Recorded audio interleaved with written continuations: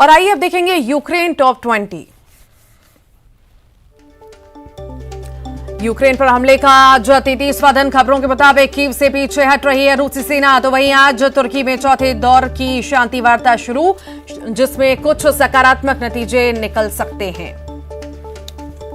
यूक्रेनी मिलिट्री ने दावा किया है कि 18 दिन बाद रशियन सेना राजधानी कीव से पीछे हट रही है, लेकिन वहीं कीव से सरहदी इलाकों में कुछ जगह पर रूस रुक रुक कर गोलीबारी और बमों की आवाज भी आ रही है। रूसी सेना ने 10 मार्च को कीव को 3 ओर से घेर लिया था, जिसके बाद कीव में हालात तेजी से बदले। जहां सैकड़ों लोगों की जान गई तो वहीं लाखों लोग बेघर हुए हैं। यूक्रेन का दावा है कि कीव से सेना तो हट रही है, लेकिन अब उत्तरी हिस्से में रीग्रुप हो रही है। यूक्रेन में शहरों पर रूसी हमले के बीच आज दोनों देश के प्रतिनिधि तुर्की के इस्तांबुल में चौथे राउंड की शांति वार्ता के लिए बैठक करने वाले हैं। विश्व के कई देशों ने उम्मीद जताई है कि वार्ता सफल रहेगी और युद्ध को आगे अब टाला जा सकता है।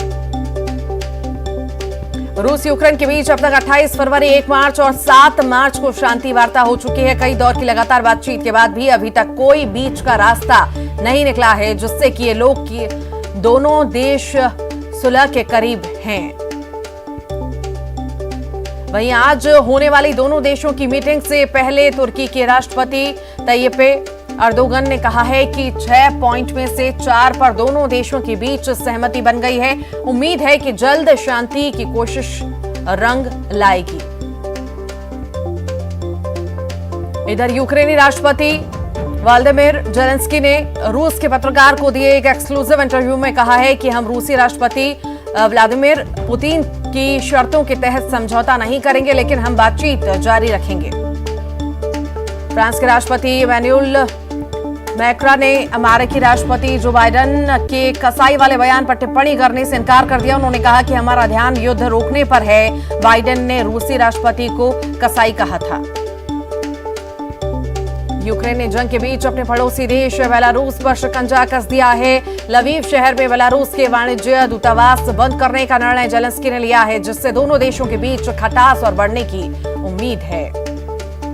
तो वहीं शांति वार्ता से पहले यूक्रेन की राजधानी कीव, उत्तर क्षेत्र और लुट्स्क में रूस ने एयर स्ट्राइक की है। द कीव इंडिपेंडेंट के मुताबिक इन दोनों शहरों में जोरदार धमाके की आवाज सुनी गई है। यूक्रेन और रूस के बीच चल रहे जंग का असर पूरी दुनिया पर पड़ा है। जहां रूस की करेंसी रूबल का वैल्यू तेजी से नीचे जा रहा है, तो वहीं तेल की कीमतें भी आसमान छू रही हैं। महंगाई भी पूरी दुनिया में बढ़ रही है।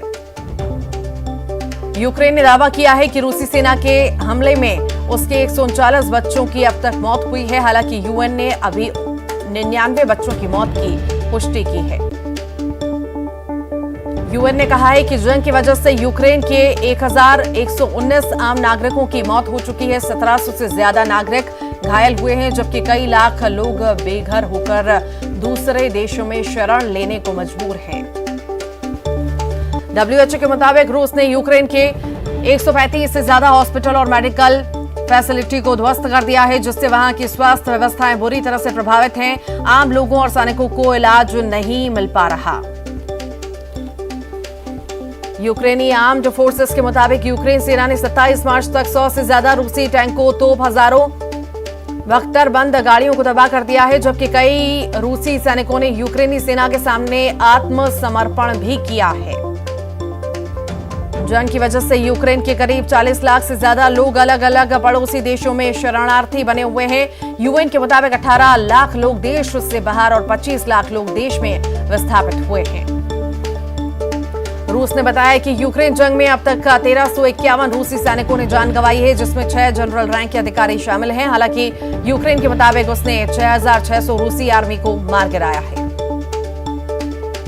तुर्की के राष्ट्रपति तय्यिप एर्दोगन ने रूसी राष्ट्रपति पुतिन से फोन पर बात की। एर्दोगन ने पुतिन से यूक्रेन पर हमले रोकने को कहा, लेकिन अभी तक हमले रूसी सेना के यूक्रेन पर जारी हैं।